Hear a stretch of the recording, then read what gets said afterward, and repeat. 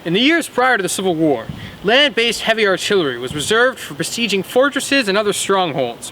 However, developments in technology and tactics allowed these metal beasts to be turned against the men themselves, setting a grim precedent for the future of warfare. I'm Ben Rosen, and this is Rosen's Arms and Armor. In today's episode of Rosen's Arms and Armor, we'll be going over some of the major improvements in land-based artillery that occurred during the Civil War, not including howitzers. Please note, the varying sizes of cannon are generally classified by either the projectile diameter, known as bore, for example, 76.2 millimeters, 120 millimeters, etc., or projectile weight, such as the 12-pounder or the 18-pounder. As such, two cannons of the same size may have different names. This disparity is largely due to manufacturer nomenclature. The Civil War is a very unique war in American history, and it's even more so from the standpoint of artillery. Due to the more local nature of the war, heavy cannon of the same type were used on both sides of the conflict. As a result, only a relatively small number of types actually saw widespread service, especially when compared to the wars that followed. Now, the scale of these weapons range from the classic 3-inch field guns for direct battlefield use to the absolutely massive 15-inch behemoths that made up the defenses of Washington, D.C. The canon au buzzard de 12, or, more simply, the Napoleon cannon, was a staple in both the Union and Confederate armies. Present at nearly every major battle in the war, these 12-pounders first saw service with Napoleon's army in Europe way back in 1853. The Napoleon cannon is, so for many people, the cannon that they think of when they hear the word cannon. It fired a 3-inch, 12-pound ball that could inflict devastation at close range. It was easily one of the most versatile weapons of the war. It was used on both sides. The North produced over 1,000 of them, and the South produced 525. These are major numbers in those days. It could fire from a selection of 4 ammunition types, which were ball, shell, canister, and grape shot. The cannonball, used for hundreds of years as the ammunition type of choice, cannonballs were the ultimate brute force weapon. Easy to produce and load, cannonballs traded accuracy for simplicity. The unstable aerodynamics of a sphere traveling down a smooth barrel caused the cannonballs to tumble, hindering their accuracy. However, when they met their marks, the results spoke for themselves. Well, it was the morale crusher. The cannonballs inflicted such gore and carnage that troops would think twice before advancing, even though they were basically just hunks of metal. That hunk of metal is traveling at hundreds of miles per hour, and that's going to leave a mark. The shell, the weapon of the future. Artillery shells contain an explosive filler with a fuse. A set time after firing, the fuse would detonate the explosive, raining molten shrapnel on the unprotected heads of soldiers. Well, the shell is by no means a new invention in the Civil War, in the same way that other things are new inventions in the Civil War, but it is an improved invention. These new standardized shells had improved fuses and intentional fault lines built into them that facilitated explosion into more regular pieces.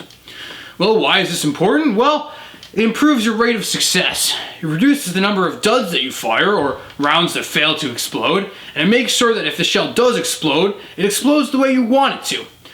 The margin of error is decreased. The cannons could also fire case shot, an anti-personnel weapon made of smaller metal balls packed inside the gun.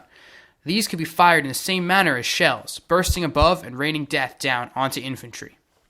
The case shot is, a lot of times, overshadowed by its more destructive sibling, the canister shot, but it still held relevance.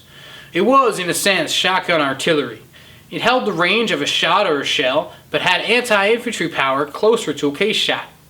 A 12-pounder Napoleon case shot had no less than 78 individual metal balls. The canister shot, a weapon deemed too cruel for war after the First World War, canister rounds were the ultimate anti-personnel weapon. Metal balls of rifle caliber were packed into a thin metal container along with sawdust and loaded into a cannon. Once fired, the round exploded as soon as it left the barrel, resulting in a massive spraying effect. The canister shot is what was considered by the Germans in World War I to be a war crime. In other words, it turns your whole cannon into a giant shotgun. So while yes, you're breaking the kneecaps on your range, you're also creating a tremendous field of fire that can cut swaths through whole infantry charges. Of course, this is only limited to cannons that fire horizontally. Though widely used, the Napoleon 12-pounder is not considered to be as influential as its successor, the Parrott rifle. As the name suggests, the Parrott rifle differed from the Napoleon cannon chiefly in its construction, the use of a rifled barrel over the 12-pounder's smoothbore. Due to the low durability of the metals used for cannons at the time, a rifled barrel the size of a cannon was thought to be impossible, until Union Army Captain Robert Parker Parrott cracked the code of not cracking the barrel in 1860. By heavily reinforcing the breech, or the back of the cannon, the Parrott rifle could fire many times before significant maintenance was needed. This resulted in the rifle's distinctive thick-based silhouette, easily identifiable from a distance. Well, the Parrott rifle is really revolutionary. What you have is a cannon that can be as small and as portable as a 12-pounder, or as large as a ship or a coastal defense gun, with, say, 10 times the accuracy. In a smoothbore cannon barrel, a spherical projectile flies down the cannon with very little stabilization. As it passes down the barrel, it is subject to an explosive force that is distributed unequally along the sphere. This results in deviation from the target as the ball exits the barrel. However, a rifled barrel solves this problem. The traditional ball is replaced by a conical shell with far superior aerodynamics, the modern bullet. This new shape prevents the shot from tumbling both while within the cannon and while in the air. The other advancement is one in the cannon itself. Rather than a traditional smoothbore, a rifled cannon has a corkscrew carved into its interior. As the explosive charge is detonated, the hot gases push both behind the shell and swirl around it, forcing it into a tight spiral like a football. This spiral provides stability in flight and results in an incredible degree of accuracy. The rifle design also resulted in a significant improvement in projectile velocity and thus ballistics, as well as material penetration. With the inception of effective rifled cannons, the days of the wooden warships and heavy fortresses of the old wars are really numbered. Now, what you have is a weapon that can be fired accurately, that can punch through much more than what a ball could. On the infantry side of things, this means that you get explosive shells on target wherever and whenever you need them, with devastating results. It's this improvement that really allows for the horribly precise artillery barrages that defined the Great War, where most casualties were from artillery. You could really say that the development of rifled cannons allowed for their widespread use into the conflicts of the 20th century. You really can't have a discussion about Parrott rifles without mentioning the infamous Swamp Angel gun. This particular cannon was an 8-inch variant of the Parrott rifle that fired shells weighing 200 pounds.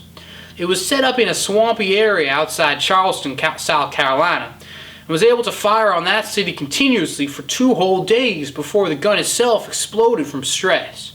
The fact that it was able to maintain that volume of fire for as long as it did, and as accurately as it did, is really a testament to Parrott's design. That cannon basically single-handedly broke the morale of the civilians in Charleston, and is one of the most infamous Parrott rifles of the war. The last major development in the field of artillery came not from America, despite its limited use during the American Civil War.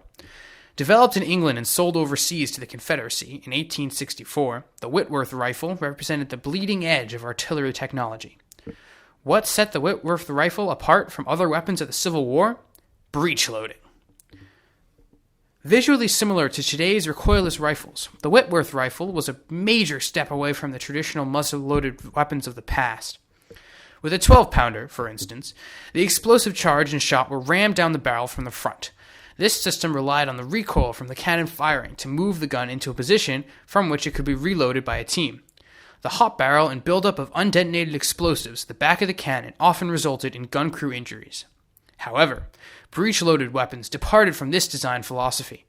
By loading the projectile from the back of the gun directly into the cannon's breech, or part of the barrel where the shell is stored before firing, the physical movement of the cannon was made unnecessary to the loading process.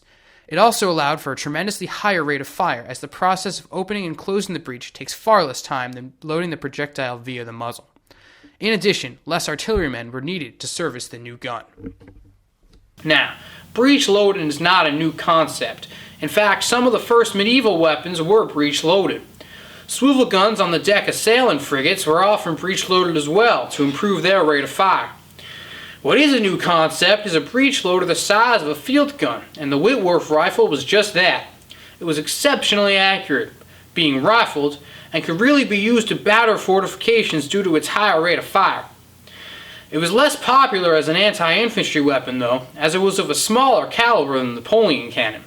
Its impacts were tremendous down the road, with artillery in World War I firing millions of shells in a matter of hours with the help of breech loaders. Without the development of a breech loader, it is likely that artillery would not have soared so far beyond its effectiveness in the Civil War as it did in the following years. In the words of Union General Tecumseh Sherman, a battery of field artillery is worth 1,000 muskets. Thanks to tremendous technological development in all aspects, the deadly effectiveness of heavy artillery improved significantly. An estimated 10% of all casualties inflicted during the war were a result of artillery, and further development would ensure that World War I would see an estimated 75% of casualties being a result of artillery. The innovations of the Civil War helped pave the way for the unprecedented destruction wrought by artillery in the Great War. Thanks for tuning in to another episode of Rosen's Arms and Armor. I'm Ben Rosen.